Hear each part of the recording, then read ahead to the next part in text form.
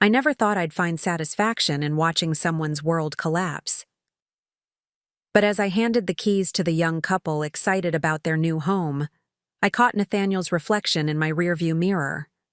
Sitting in his car across the street, watching as strangers took possession of what he thought was his birthright. The house his grandfather built. The house he threw me out of 3 months ago. "Get out! You were always a burden." His words still echo in my mind, cutting like shards of glass as my suitcase tumbled down the wooden staircase, clothes spilling across the foyer like scattered memories. What Nathaniel didn't know that day was that I owned the deed to that house. It was never his, and I had just sold it. Before we jump back in, tell us where you're tuning in from, and if this story touches you, make sure you're subscribed, because tomorrow, I've saved something extra special for you. My story begins with loss. Not the loss of a house, but the kind that tears your soul apart. 2 weeks before everything changed, both my parents were killed in a head-on collision with a drunk driver on Route 16. One moment they were planning their retirement, and the next, I was alone, sorting through cardboard boxes filled with their belongings in my childhood home. I picked up their wedding photo, fingers trembling. Dad in his rented tux, Mom radiant in her simple white dress. They weren't wealthy people. Dad worked 40 years at the local factory, and Mom cleaned houses across town. Every penny they saved went toward putting me through nursing school, proud that I'd be the first in our family with a college degree. "Violet, I brought some more boxes from the garage." Nathaniel's voice pulled me from my thoughts. He'd been my rock these past 2 weeks, handling funeral arrangements, dealing with insurance companies, bringing me food when I forgot to eat. "Thanks," I managed, wiping tears with the back of my hand. I didn't realize they had so much stuff. Nathaniel wrapped his arms around me from behind, his chin resting on my shoulder. "You don't have to do this all at once, you know. The estate agent said we have until the end of the month." The estate agent. Another reminder that I needed to sell my childhood home to cover my parents' modest debts and funeral expenses. There wouldn't be much left afterward.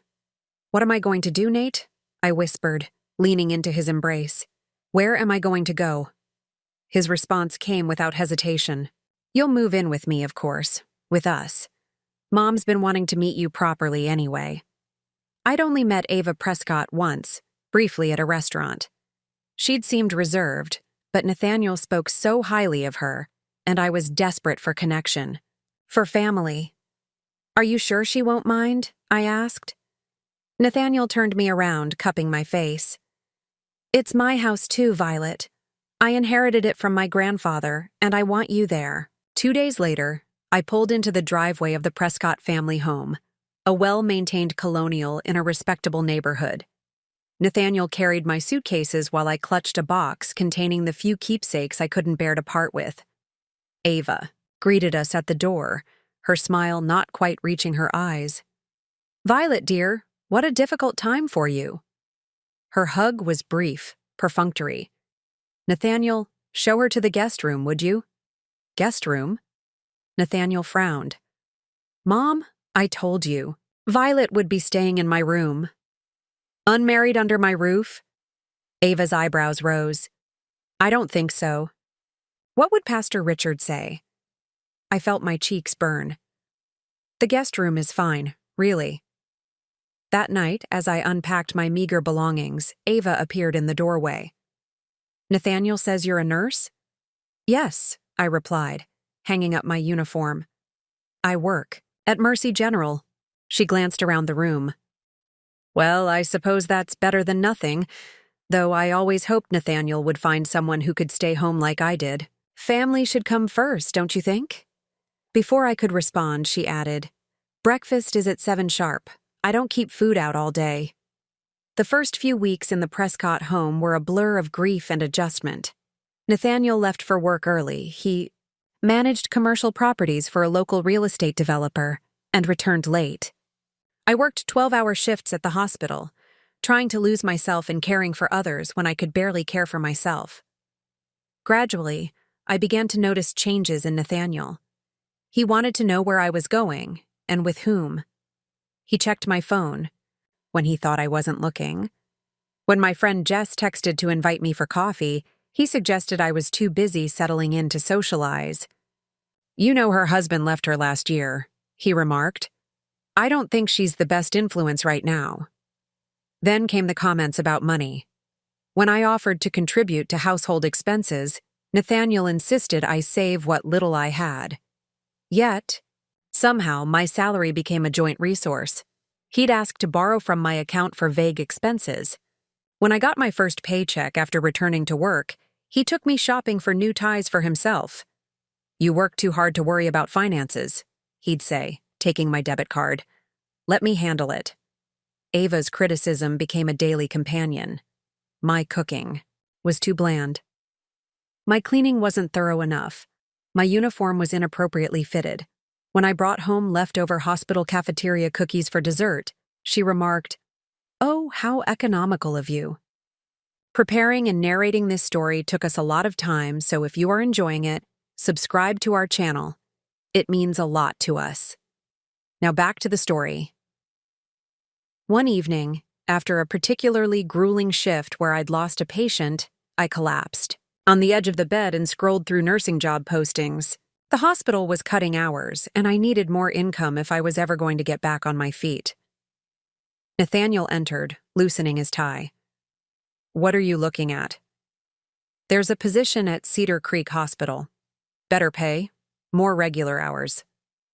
"Cedar Creek? That's 40 minutes away." His voice hardened. "You're not considering that, are you?"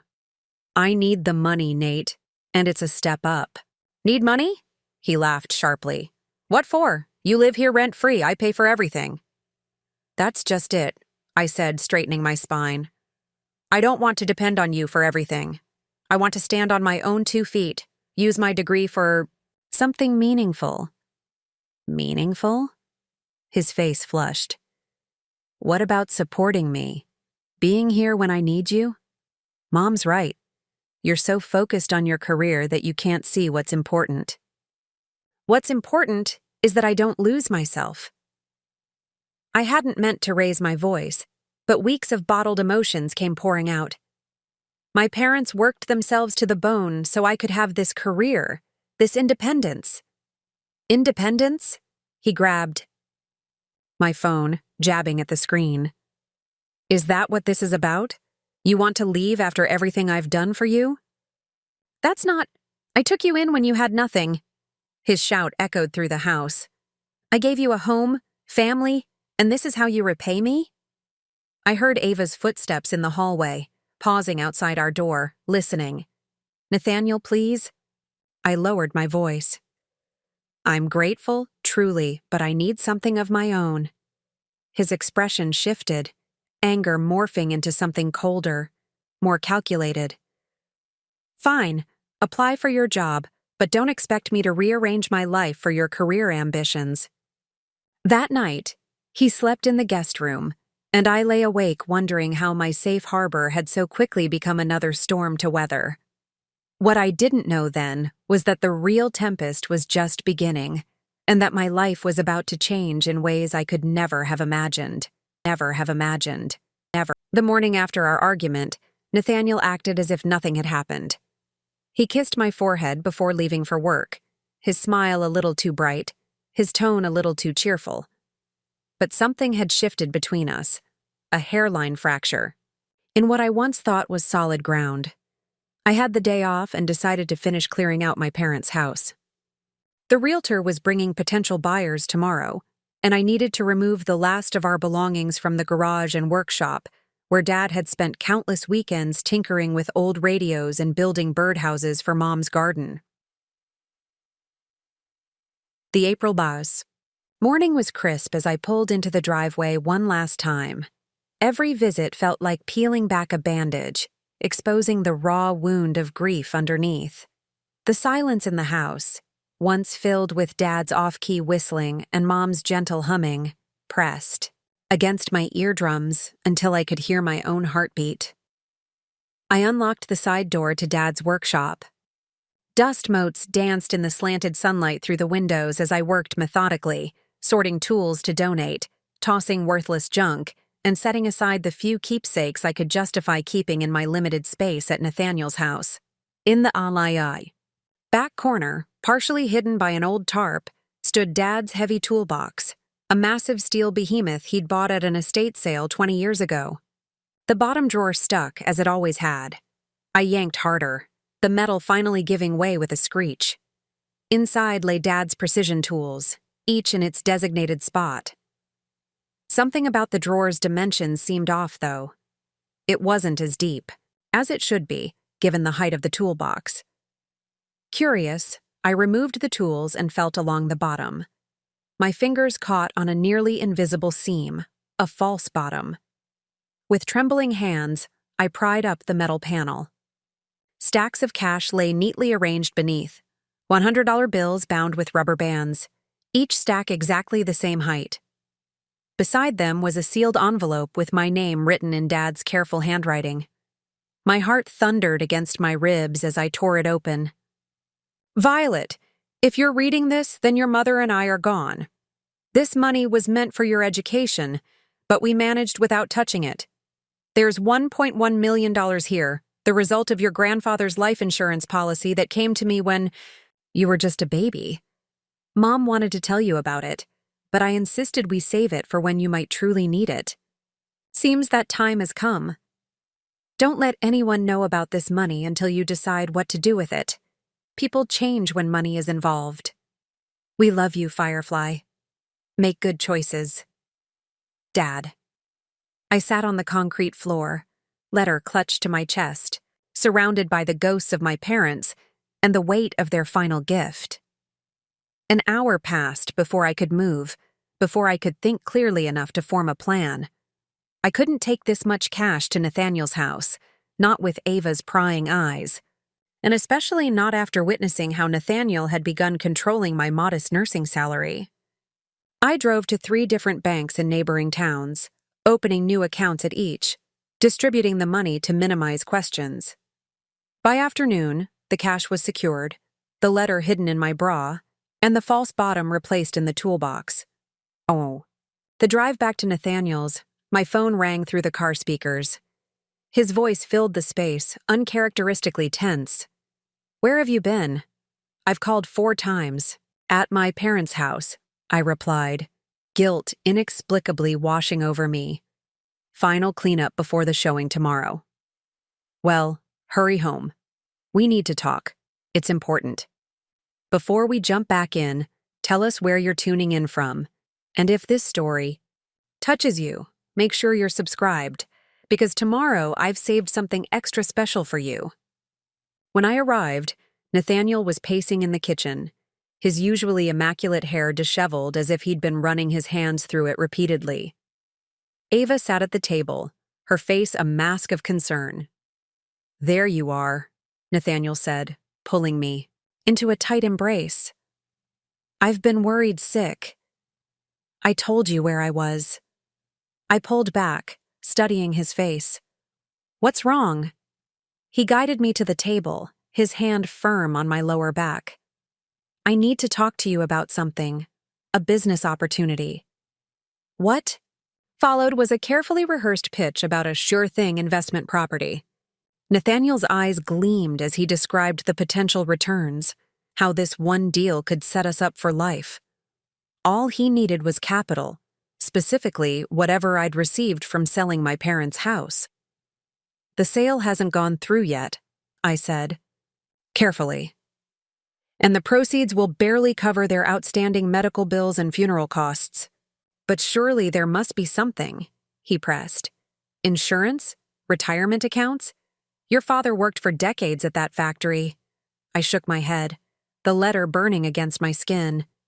There's nothing, Nate. They lived paycheck to paycheck. Later.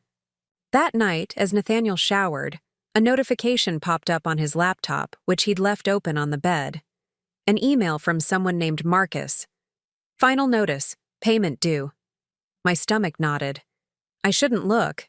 It was an invasion of privacy, but something about Nathaniel's desperation earlier pushed me forward.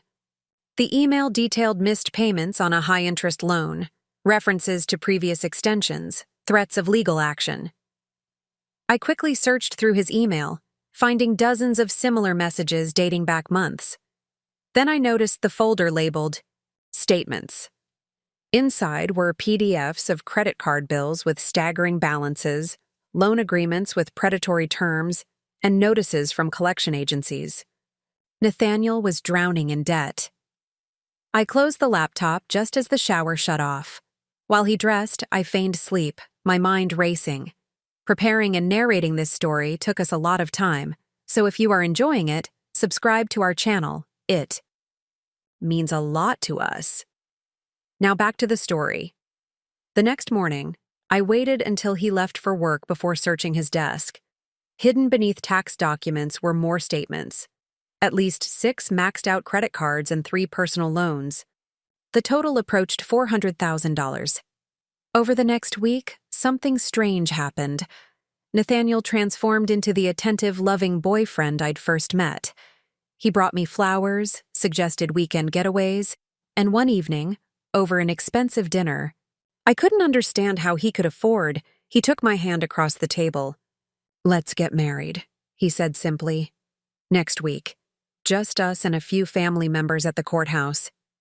I hesitated, thoughts of his debts and my hidden inheritance swirling together.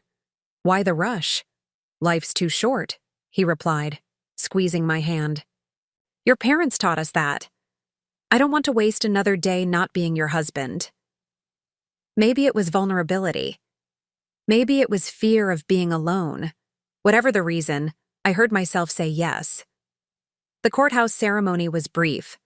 Ava, her sister, and Nathaniel's cousins served as witnesses. No one from my side. I had no family left, and Nathaniel had convinced me not to burden my friends who were busy with their own lives. At the celebratory lunch afterward, Ava cornered me in the restaurant bathroom. "Now that you're officially family," she said, reapplying her lipstick, "we should discuss your contribution to the household. Nathaniel mentioned your parents' estate might be settled soon." The lie came easily. "There is no estate, just debts." She studied me in the mirror. Funny. Nathaniel seemed to think otherwise. That night, as we lay in bed in what was now our room, Nathaniel's phone rang. He answered, groggy, then sat bolt upright, taking the call in the hallway. I could only make out fragments. Extension, impossible, timeline, working on a solution. When he returned, his face was ashen. "Who was that?" I asked. "Wrong number," he muttered, turning away. But at 2 a.m., thinking I was asleep, he made a call from the bathroom, door closed, voice low but urgent. I pressed my ear to the door. "It's Nathaniel Prescott regarding the property on Oak Lane. Yes, I understand the foreclosure proceedings have begun, but there's been a development. I'm getting married. Well, I just did. Today. My wife has an inheritance coming. I just need 30 more days." I backed away silently, heart pounding. Suddenly, the rushed wedding, the questions about my parents' assets, the mounting debt, it all formed a pattern I could no longer ignore. Nathaniel hadn't married me for love. He'd married me for money he thought I had. I spent the next week in a fog of disbelief, replaying Nathaniel's late-night conversation in my mind. Each morning I'd wake beside him, watching him sleep, trying to reconcile the man I thought I married with the one who saw me as a financial solution. When he kissed me goodbye each morning, I forced myself to smile, to play the role of newlywed while my insides twisted with hurt and betrayal. On Tuesday, Nathaniel mentioned a client meeting that would run late. "Don't wait up for dinner," he said, straightening his tie in the hallway mirror. "This could be a big deal, exactly what we need right now." Something in his tone, a slight tremor perhaps, raised my suspicions. After he left, I called the hospital and switched shifts with a coworker. Then I waited 20 minutes before following him in my car. Instead of heading downtown toward his office, Nathaniel drove to Oak Ridge, an affluent suburb across town. I maintained a careful distance, heart pounding as he pulled into the parking lot of Prestige Properties, a high-end real estate agency. Through the plate glass windows, I watched him shake hands with a woman in a tailored suit, her smile wide and professional as she led him to her desk. I parked behind a delivery truck, cracked my window, and dialed Sarah Reynolds, my friend since third grade who now worked for a competing real estate firm. "Violet, I've been trying to reach you for weeks. How are you holding up?" "I need your help," I said, watching Nathaniel gesturing animatedly through the window. "Can you run a property search for me right now?" 20 minutes later, Sarah texted me screenshots of property records for the house on Oak Lane, Nathaniel's family home. According to county records, the property had been in the Prescott family for 3 generations, but most recently had been remortgaged twice. The outstanding loan amount was nearly equal to the property's value, and payments were 4 months in arrears. Foreclosure proceedings had begun last month. The pieces clicked together with sickening clarity. Nathaniel's financial desperation, the hasty marriage, the constant questions about my parents' estate. I watched him exit the realtor's office with a folder tucked under his arm, his stride purposeful, relieved. Before driving away, he checked his reflection in the car window and straightened his shoulders. A man who believed he'd found his way out of a crisis. That evening, I waited until he showered before checking his briefcase. Inside was a listing. Agreement for the house, our house, with a note scrawled in the margin. 30 days max before bank action. The asking price was well below market value, a desperate attempt for a quick sale. As I slipped the document back, my hands shook with anger and an emotion I couldn't immediately identify. It took me a moment to recognize it. Opportunity. The next day, I met Sarah at a diner far from town where no one would recognize us. "I still don't understand," she said, stirring creamer into her coffee. "Why would he list the house without telling you? Especially now that you're married." I explained everything. The debts, the midnight phone call, the rushed wedding. He thinks I'm coming into money from my parents. Money he plans to use to solve his problems. Sarah's expression hardened. "That's not just dishonest, Vi. It's financial abuse." "I know, but there's something else." I lowered my voice. "I do have money. A lot of it. My dad left me over $1 million that no one knows about." Her coffee cup froze halfway to her lips. "Are you serious?" "Completely. And I think I know exactly what to do with some of it." Before we jump back in, tell us where you're tuning in from. And if this story touches you, make sure you're subscribed, because tomorrow I've saved something extra special for you. Over the next hour, we formulated a plan. Sarah would monitor the listing once it went active. She would represent an anonymous buyer, a shell company I would create with help from an attorney Sarah recommended. We would offer cash, slightly above asking price, to ensure acceptance, with a contingency that the current occupants could remain for 60 days after closing, long enough for me to figure out my next move. "Are you sure about this?" Sarah asked as we parted. "It's a lot of money, and he's your husband." "He married me for what he could get from me," I replied, a cold certainty settling in my chest. "I'm just making sure he gets exactly what he deserves." 2 days later, the listing went live. Sarah called me immediately, and I authorized her to make the offer through my newly established LLC. By that evening, Nathaniel returned home practically floating, loosening his tie with a flourish. "Good news?" I asked innocently, setting down my nursing textbook. "The best," he replied, pouring himself a generous whiskey. "A business investment finally paid off. We should celebrate this weekend." He didn't mention the house sale. Not one word. The following Monday, Nathaniel announced he needed to travel to Chicago for meetings. "Just 2 nights," he assured me, kissing my forehead. "When I get back, we'll talk about our future. I have some exciting ideas. The moment his car pulled away, I texted Sarah. We met at Cornerstone Coffee across town, where the attorney waited, with a stack of documents.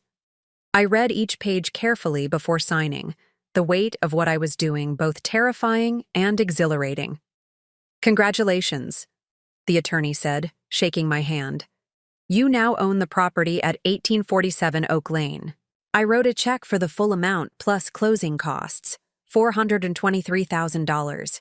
A fortune to most people, but less than half of my inheritance. Worth every penny for what would come next. Preparing and narrating this story took us a lot of time, so if you are enjoying it, subscribe to our channel. It means a lot to us. Now back to the story. That night, I wandered through the house, my house, with new eyes, trailing my fingers along the walls, studying the family photos Ava had arranged so precisely. In each one, Nathaniel stood proudly beside his mother, his father noticeably absent even in older pictures. Had Ava's controlling nature driven him away? Was that the pattern Nathaniel was unconsciously recreating? I paused at the bedroom door, watching Ava sort laundry, completely unaware that her precious family home now belonged to the woman she treated as an intruder. She looked up, startled to find me observing her. "Did you need something?" "No," replied with a small smile. "I have everything I need." For the next several weeks, I maintained the charade. Nathaniel became increasingly upbeat as the closing date approached, making vague references to positive changes coming soon. He started treating me with unexpected generosity, small gifts, compliments, even defending me when Ava criticized my cooking. "She's my wife," he'd say, flashing me a smile that no longer reached my heart. "Show her some respect." I smiled back, each time playing my part perfectly while thinking of the documents locked in my safety deposit box across town, the deed to the house we stood in, the proof that every word between us had become part of an elaborate fiction. Sometimes at night, lying beside the man I once thought I loved, I wondered if I'd gone too far, but then I'd remember his voice in that bathroom. My wife has an inheritance coming. Not our future, not our life together, just what he could take from me. In those moments, I knew the house of lies we'd built together was destined to collapse. I was simply ensuring I wouldn't be buried in the rubble. The closing date for the house came and went. Though I now legally owned the property, Nathaniel had no idea. He expected the funds to appear in his account any day, growing more agitated with each passing hour. His mask of affection began to slip, revealing the desperation underneath. "There, must be some holdup with the paperwork," he muttered one evening, checking his phone for the 15th time in an hour. The realtor promised the buyer was solid. "These things take time," I offered, carefully neutral. "Real estate transactions are complicated." He shot me a sharp look. "What would you know about it?" As days stretched into weeks with no money appearing in his account, the atmosphere in the house grew toxic. Ava began reorganizing the home, which somehow always resulted in my possessions being relocated to less desirable spaces. My nursing textbooks disappeared from the living room bookshelf, replaced by her collection of porcelain birds. My framed nursing degree vanished from the hallway. "Wall, where are my things?" I asked one afternoon, searching for the handmade quilt my grandmother had sewn.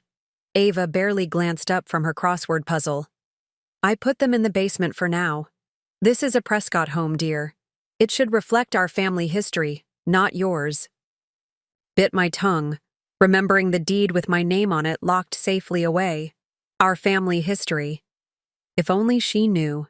If only she knew. If only. That evening, I found my clothes pushed to one side of the closet, with half the hangers removed to make space for Ava's winter coats. In the bathroom, my toiletries had been boxed up and placed under the sink, while Ava's expensive creams claimed the counter space. "Your mother seems to be reclaiming territory," I mentioned to Nathaniel as we prepared for bed. "She's lived here her whole life, Violet," he snapped. "You've been here 5 minutes.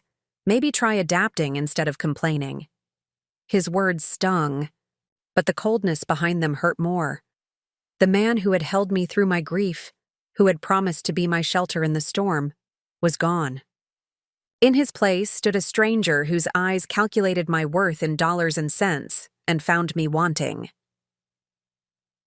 The bank called Nathaniel the next day. I could hear his raised voice from the kitchen, phrases like, "impossible time frame," and "already sold," the property drifting through the house. When he emerged, his face was ashen. "Everything okay?" I asked innocently. "Fine," he barked. "Just business." That night, he didn't come home until after midnight, reeking of whiskey. I pretended to be asleep as he stumbled around the bedroom, cursing under his breath when he banged his shin on the dresser. The next morning, Ava informed me they would be hosting a dinner party that evening. "Nathaniel's business associates," she explained briskly. "Very important for his career. I'll handle the cooking, of course. Your attempts at entertaining would hardly impress them." I nodded meekly, playing my part. "I'll make myself scarce." "Oh no," she replied with a thin smile. "You should be there. You are his wife, after all." The dinner party consisted of 4 couples, all connected to Nathaniel's real estate world. I wore my best dress, a simple navy blue sheath that had been relegated to the back of the closet. As I entered the dining room, Nathaniel barely acknowledged me, deep in conversation with a silver-haired man who seemed to command the room's attention. "Marcus, this is my wife, Violet," Nathaniel finally said when I approached with wine to refill their glasses. I froze. "Marcus, the name from the emails about Nathaniel's debts." "Ah, the nurse," Marcus said without warmth. "Nathaniel mentioned you were working class. Before we jump back in, tell us where you're tuning in from, and if this story touches you, make sure you're subscribed. Because tomorrow, I've saved something extra special for you." Conversation flowed around me like water around a stone. Whenever I tried to contribute, Nathaniel would subtly talk over me or change the subject. By dessert, the discussion had turned to investments and property values. "What do you think of the market right now, Violet?" asked a woman whose name I'd already forgotten. Before I could respond, Nathaniel laughed sharply. "Violet doesn't concern herself with finance. She's more hands-on, changing bedpans and such." The table fell awkwardly silent. My cheeks burned. "Actually," I said quietly, "I work in the cardiac care unit. We save lives." "And we're very proud," Nathaniel replied condescendingly, patting my hand. "But let's face it, honey, your contribution to this household is minimal, financially speaking." The rest of the evening passed in a blur of humiliation. After the guests left, I confronted Nathaniel in the kitchen. "How could you speak to me like that in front of everyone?" "Like what?" He slurred, the evening's drinks evident in his unsteady stance. "I was just being honest.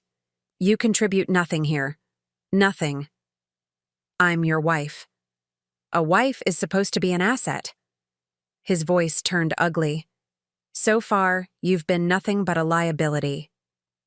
I slept in the guest room that night, listening to Ava and Nathaniel arguing downstairs, their voices rising and falling like waves against rocks. My name floated up the stairs, followed by phrases about expectations and disappointment. Sunday morning dawned bright and clear. Ava's family, her sister, brother-in-law, and their adult children arrived promptly at Ten Sakchao's for their weekly brunch tradition. I dressed carefully in jeans and a simple blouse, steeling myself for another performance in their ongoing family drama. The tension was palpable as Ava served her famous blueberry pancakes. Nathaniel hadn't spoken a word to me all morning, his jaw tight, eyes bloodshot from another night of drinking. His cousin Jeffrey kept glancing between us nervously while Ava chattered about church gossip, her voice unnaturally bright. When my phone rang, I excused myself to answer it. It was Sarah. "The bank is moving up their timeline," she warned. "Your attorney says you should start the eviction process soon. Is everything okay out there?" "Nathaniel," called from the dining room, his voice sharp with suspicion. Everything. Okay? Just work, I replied, ending the call quickly. Nothing important. I rejoined the table, feeling all eyes on me. Nathaniel's gaze was particularly intense, as if trying to peel back my skin and see what lay beneath. Who was that? He demanded. Just the hospital. They wanted to know if I could pick up an extra shift. Liar. The word fell like a stone. I saw the name on your screen. That's your realtor friend. The table went silent. Ava froze, fork halfway to her mouth.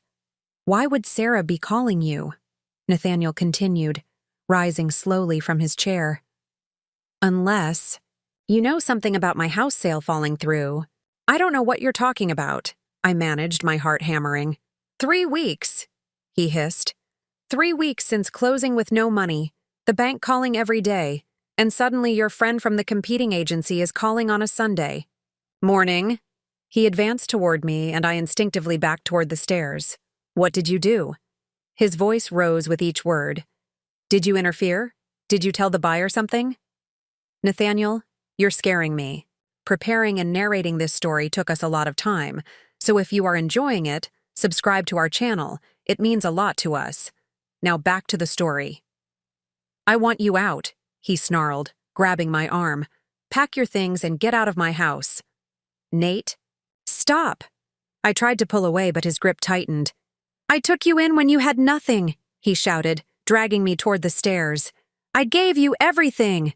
You married me for money. I finally screamed back.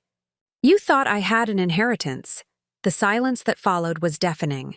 Ava rose from her chair, her face a mask of shock. The others stared, frozen in their seats. Get your things, Nathaniel said, his voice deadly quiet. With shaking hands, I threw whatever I could grab into my suitcase, some clothes, my nursing badge, basic toiletries. As I lugged it toward the stairs, Nathaniel snatched it from my hands and flung it down the staircase. It burst open on impact, my belongings scattering across the foyer like autumn leaves. Get out, he spat, his family watching in stunned silence behind him. You were always a burden. I descended the stairs slowly, dignity the only thing I had left to hold on to as I gathered my scattered possessions. No one moved to help me. No one spoke a word of protest. Outside, I threw my hastily repacked suitcase into my car and drove away, vision blurred with tears. I had $230 in my wallet, my fun money for the month that Nathaniel allowed me to keep from my own salary. That night, I checked into the Sunset Motel on the edge of town, a place that rented rooms by the week to people down on their luck. As I sat on the lumpy mattress, staring at the water stains on the ceiling, a strange calm settled over me. I owned the house I'd just been thrown out of, and Nathaniel had no idea what was coming next. The Sunset Motel became my home for exactly 3 nights. The paper-thin walls, the lingering scent of cigarettes, and the constant drone of the ice machine outside my door were daily reminders of how quickly life could change. But I refused to wallow. On the 4th day, I found a 1-bedroom apartment in a modest complex across town, using a small portion of my inheritance for the security deposit and first month's rent. The apartment was sparse, just a bedroom, bathroom, and combined living room kitchen with worn carpet and outdated appliances. But it was mine. No Ava rearranging my belongings, no Nathaniel monitoring my comings and goings. For the first time since my parents died, I could breathe freely. I requested extra shifts at the hospital, volunteering specifically for night rotation. The work kept my mind occupied, and the schedule meant I could handle legal matters during business hours. More importantly, it reduced the chances of running into Nathaniel or his family around town. 2 weeks after moving out, my phone lit up with a text from Nathaniel. We need to talk. The bank is threatening foreclosure. I know you're angry, but this affects you too. You're still my wife. I left it unanswered, a small act of power that felt surprisingly good. The text continued, evolving from demanding to cajoling to increasingly desperate as days passed.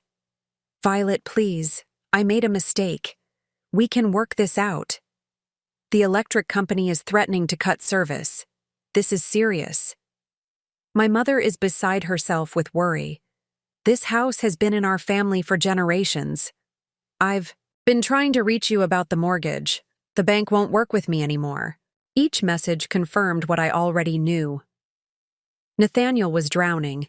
The house sale he'd counted on had mysteriously fallen through. The debts were piling up, and now his wife, his financial lifeline, had disappeared. I met with the attorney Sarah had recommended, a sharp-eyed woman named Elena Martinez, who specialized in real estate law. "The property is entirely yours," she confirmed, sliding the deed across her desk. "You purchased it legally through your LLC. The previous owner, your husband, signed all the necessary paperwork." "And the bank?" I asked. "The mortgage? Paid in full at closing. There is no mortgage. You own it free and clear." She leaned forward, her expression serious. "The question is, what do you want to do with it now?" I thought about the house, the place where I'd sought refuge after losing my parents, where I'd experienced both love and betrayal, where I'd learned painful but necessary lessons about trust. "I want to sell it," I said finally. "Start fresh. Before we jump back in, tell us where you're tuning in from, and if this story touches you, make sure you're subscribed, because tomorrow I've saved something extra special for you." Elena nodded. "Given the circumstances, I recommend using a different realtor than the one who handled your purchase. No connection to your husband or his associates." Within days, a for sale sign appeared in the front yard of 1847 Oak Lane. I drove by once, keeping a safe distance, and saw Nathaniel standing on the porch, staring at the sign in visible confusion. Sarah kept me updated. "He's been calling our office daily, demanding to know how the house can be listed when he never completed the sale." "What does your broker tell him?" "That the sale was completed, that the new owner is exercising their right to resell." She paused. "He's becoming unhinged, Vi. Yesterday he threatened legal action." "Let him try," I replied, a coldness settling in my chest where warmth for him had once lived. "Every document has his signature." 3 days later, an offer came in above asking price with a quick closing timeline. I accepted immediately. The pieces were falling into place faster than I'd anticipated. On a rainy Tuesday morning, my doorbell rang. Through the peephole, I saw Ava Prescott standing in the hallway, her usual perfect appearance notably disheveled. Her hair hung limp around her face, her makeup was minimal, and her designer clothes had been replaced by a simple sweater and jeans I'd never seen her wear. I considered not answering, but curiosity won out. "Violet." Her voice was smaller than I remembered. "May I come in?" I stepped aside wordlessly. She entered, eyes darting around my modest apartment with none of her usual judgment. "I know what you did," she said finally, setting her purse on my counter. "The house. Somehow you bought it." I remained silent, watching emotions play across her face. Anger, confusion, and something I'd never seen there before. Fear. "How?" she demanded. "Where did you get that kind of money?" "My parents weren't as destitute as you and Nathaniel assumed," I replied evenly. "They left me more than grief." She closed her eyes briefly. "I see. Why are you here, Ava?" "We received an eviction notice yesterday. 30 days to vacate." Her hands trembled slightly. "That house has been in our family since my grandfather built it in 1953. Nathaniel was supposed to raise his children there." His children. The implication hung in the air between us. Children that would never be mine and Nathaniel's now. "Please," she said, the word clearly unfamiliar on her tongue. "We need more time. Nathaniel is struggling. This has all been too much for him." "Too much?" I repeated incredulously. He threw me out with nothing but a suitcase in front of your entire family. He was angry, desperate. She reached for my hand, which I subtly withdrew. We both said terrible things, made mistakes. No, Ava. You and Nathaniel were exactly who you are.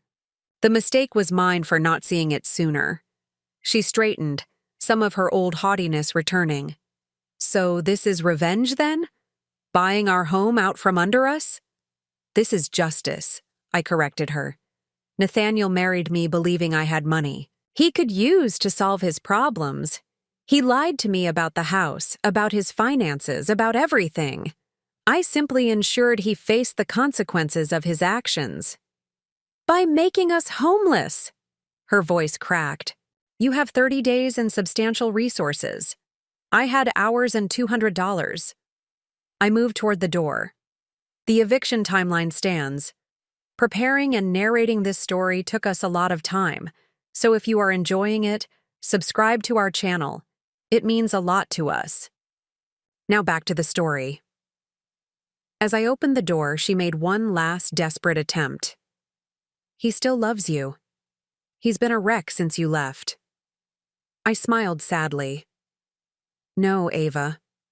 He loved what he thought I could give him. There's a difference. After she left, I sat on my second-hand couch, surprised by the absence of satisfaction I'd expected to feel. Instead, I felt only a quiet certainty that I'd done what was necessary to reclaim my life. The closing date arrived exactly 3 months after the day Nathaniel had thrown my suitcase down the stairs. I met the new owners, a young couple with a toddler and another baby on the way, at the house for the final walkthrough. They were excited about the space, already planning nursery colors and garden layouts. As I handed them the keys, movement across the street caught my eye. Nathaniel sat in his car, watching. Our eyes met through the windshield. I didn't wave or acknowledge him. There was nothing left to say. The young couple thanked me profusely before heading inside to begin measuring for furniture. I walked to my car, feeling lighter with each step. The money from the sale would go back into my inheritance fund. The nursing degree my parents had sacrificed for would continue to provide my daily bread. And the lessons learned in that house, about love, betrayal, and self-worth, would guide me forward. As I drove away, I glanced in my rearview mirror. Nathaniel was still there, watching the house that had never truly been his. I felt no triumph, no vindication, only release. The chains of his deception no longer bound me. The house that lies built had finally crumbled, but I was still standing, and that was victory enough. Victory enough. 6 months had passed since I'd handed over the keys to the Prescott family home. Spring had given way to summer, then to a crisp autumn that painted the town in shades of amber and gold. I'd settled into my apartment, added a few personal touches, a secondhand bookshelf filled with nursing texts and novels, a comfortable armchair by the window, potted plants that thrived under my mother's green thumb jeans. My inheritance remained mostly untouched, safely invested on the advice of a financial planner Sarah had introduced me to. This is your safety net, Elena had said during our last meeting. Your parents wanted to protect you. Honor that by protecting yourself. I kept my position at Mercy General, but transferred to the pediatric cardiac unit, a move that brought both challenges and unexpected joy. There was something healing about helping children, about watching their resilience in the face of conditions that would break most adults. I'd filed for divorce 3 weeks after selling the house. Nathaniel hadn't contested it, hadn't even shown up for the hearing. The paperwork came back with his signature, a hasty scrawl that bore little resemblance to the careful way he used to sign his name. It was as if he could barely bring himself to hold the pen. Sarah kept me informed about the Prescotts through the real estate grapevine. They'd moved to a small rental property on the outskirts of town. Ava had taken a part-time job at the church office. Nathaniel's position at the property management firm had been restructured, a polite way of saying he'd been demoted after losing several key clients.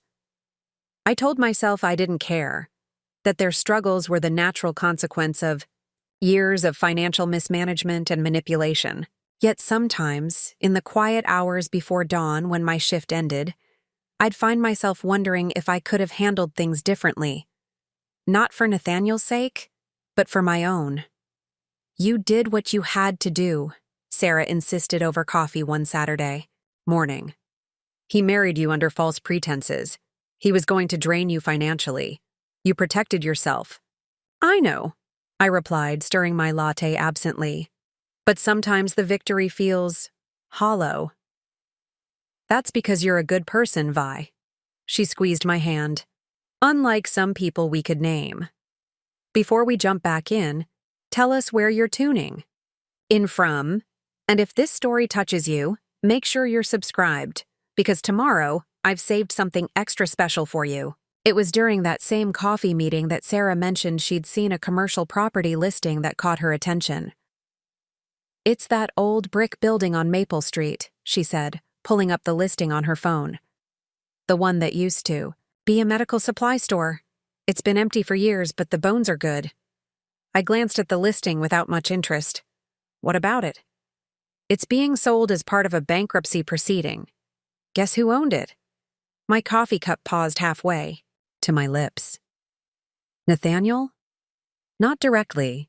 It was owned by Prescott Holdings LLC, his company. Apparently, the bankruptcy includes a bundle of properties, all being sold at a steep discount." I stared at the screen, memories stirring. Nathaniel had mentioned Prescott Holdings once or twice, always vaguely, always in the context of big plans that never seemed to materialize. "How many properties?" I asked, my mind already calculating. 5 commercial buildings, all in similar condition. The creditors want to offload them quickly. Sarah's eyes sparkled with the excitement she always got around potential deals. They're solid investments for someone with capital and vision. That night I couldn't sleep. I paced my small apartment, thinking about those buildings, about Nathaniel's company, about the strange symmetry of our situations. He had married me for what he thought was my financial salvation. Now his financial ruin sat before me as an opportunity. Was I considering this because it was a smart investment? Or because some part of me wasn't done with Nathaniel Prescott? The next morning, I called Elena Martinez. "I need to understand bankruptcy proceedings," I said without preamble. "Specifically what happens when a company's assets are liquidated." Elena's voice was carefully neutral. "Is this about your ex-husband's business?" "Possibly. I'm considering buying some properties that are part of a bankruptcy sale." "I see." The pause on the line spoke volumes. "I can help you understand the legal framework.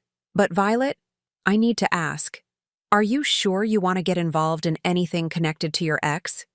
You've made such progress moving forward." "It's strictly business," I replied, not entirely convinced myself. "An investment opportunity."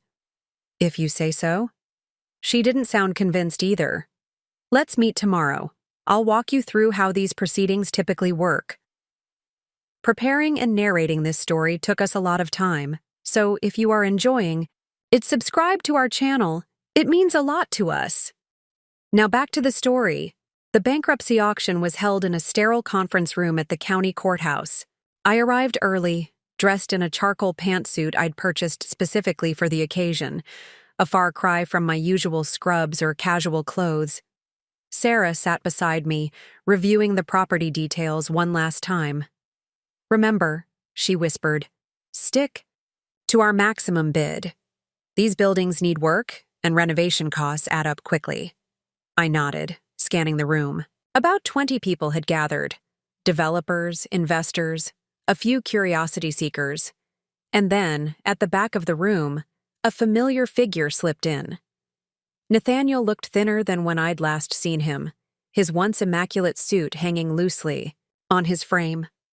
Dark circles shadowed his eyes, and his hair, always his pride, needed a trim. Our gazes met briefly. Something flashed across his face. Recognition, surprise, perhaps a touch of panic. Then he looked away, taking a seat near the exit. "He's here," I murmured to Sarah. "Ignore him," she advised. "Focus on the properties." The auction proceeded, efficiently. The first 3 properties, a small strip mall, an office building, and a warehouse, went to various bidders. I remained silent, waiting. The 4th property was the medical supply building Sarah had shown me. Lot 437, commercial. "Property at 1520 Maple Street," the auctioneer announced. "Bidding starts at $175,000. I raised my paddle, my heart racing with an emotion I couldn't quite name. Another bidder countered. I raised again. The process continued until the bid reached $220,000. The other bidder hesitated, then shook his head. Going once, going twice. Sold to bidder number 28. Sold to bidder number 28. Sarah squeezed my arm in congratulation, but my attention was fixed on Nathaniel. He sat perfectly still, watching the proceedings with a detached expression that didn't quite mask the tension in his shoulders. The final property was announced. A small office complex that housed what remained of Prescott Holdings, the company's operational center. Nathaniel straightened in his seat. Bidding starts at $310,000. A developer in the front row raised his paddle. Then another bidder. I waited until the bidding slowed at $365,000, then raised my paddle. Nathaniel's head snapped around, his eyes locking on mine. The bid climbed to $400,000, then $425,000. The other bidders dropped out one by one until only I remained. With a final look at Nathaniel, whose face had drained of color, I placed the winning bid, sold to bidder number 28, the auctioneer declared. That concludes today's auction.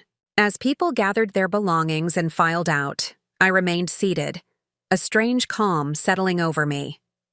Sarah touched my shoulder. "I need to make a call," she said. "I'll meet you outside." I nodded, watching as Nathaniel approached, his movements stiff, deliberate.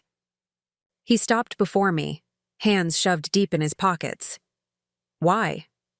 The single word contained a universe of questions. I met his gaze steadily. "It's a solid investment." "You bought my company headquarters." "I bought a building being sold at auction," I corrected, rising to my feet. "The fact that your company happens to lease space there is coincidental." Coincidental.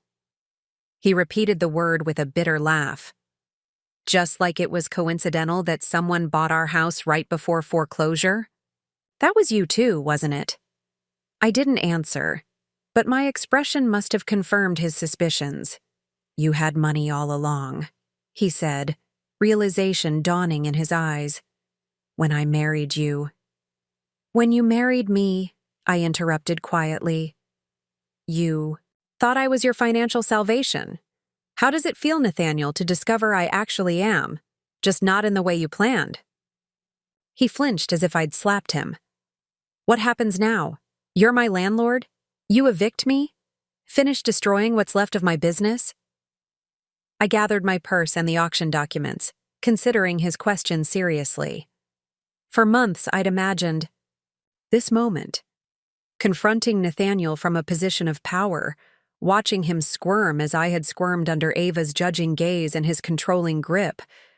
But standing before him now, seeing the shadows of defeat already haunting his eyes, I felt no satisfaction, only a profound weariness. "Your current lease runs another 8 months, I said finally. "Honor the terms, pay your rent on time, and we won't have any problems." Relief flickered across his face, quickly replaced by confusion. "Why would you do that? After everything?" "Because unlike you, Nathaniel, I meant my vows. For better, or worse, in sickness and in health." I stepped past him toward the door, then paused. "I'm not doing this for you. I'm doing it for the person I want to be. Someone who doesn't use power to hurt others, even when they deserve it."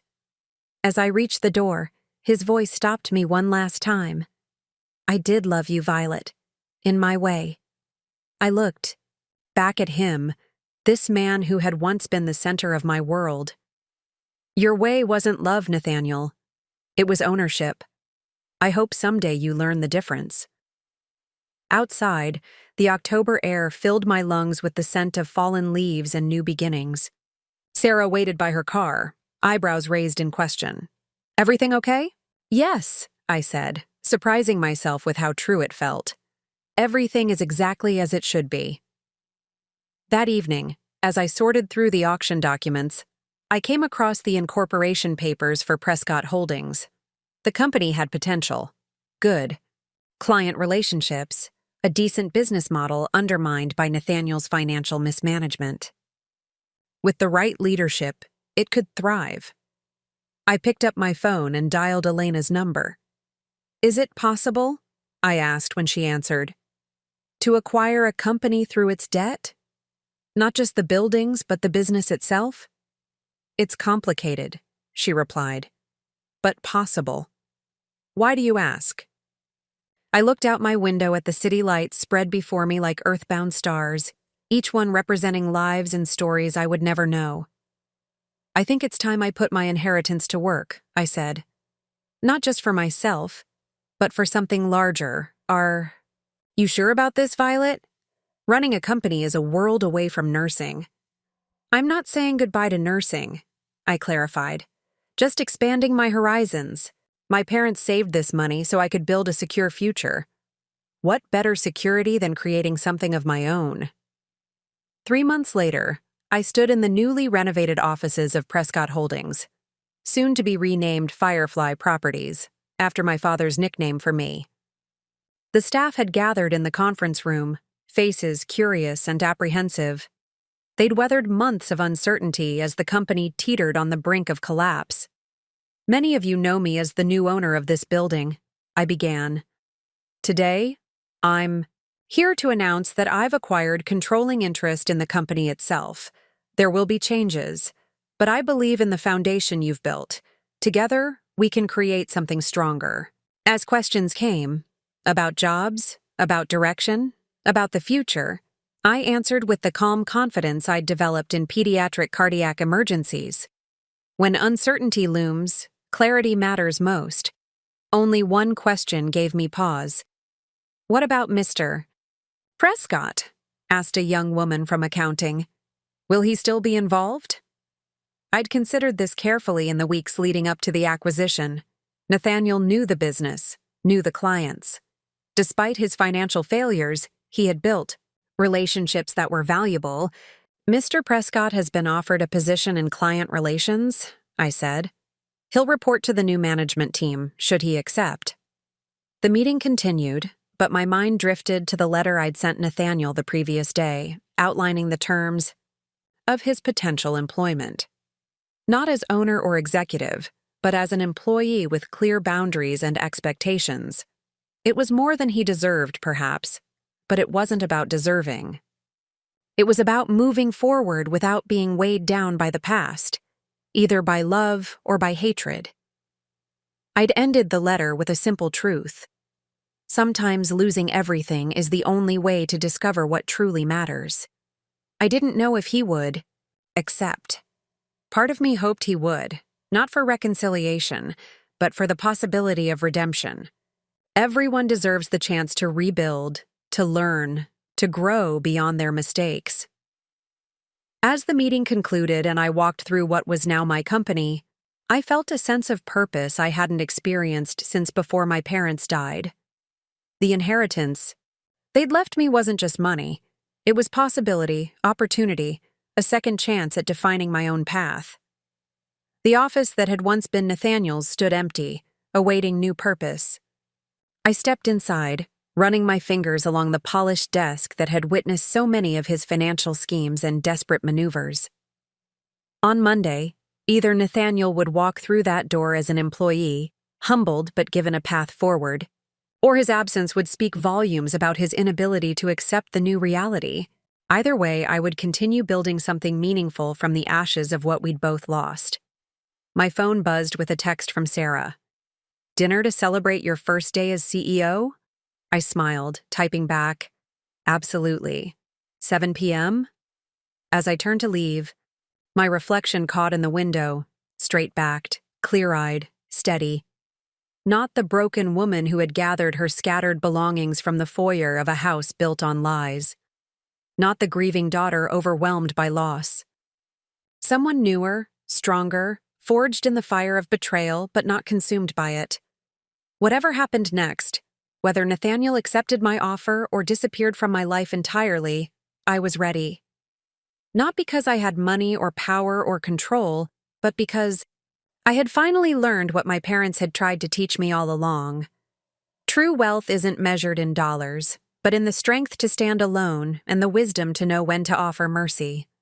I switched off the light and closed the door, leaving the past behind in the darkness where it belonged. Tomorrow would bring new challenges, new choices, new chances to become the person I wanted to be. And for the first time in a very long time, I couldn't wait to see what the future held. Up next, you've got 2 more standout stories right on your screen. If this one hit the mark, you won't want to pass these up. Just click and check them out. And don't forget to subscribe and turn on the notification bell so you don't miss any upload from us. Don't miss any upload from us. Don't miss